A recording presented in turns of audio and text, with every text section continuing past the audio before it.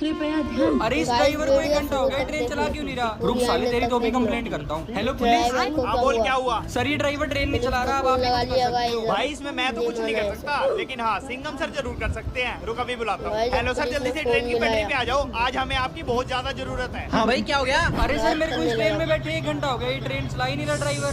अरे तुम दोनों में दिमाग नहीं है क्या? तुम दोनों एक बार मेरे साथ चलो। चलो चलो। अच्छा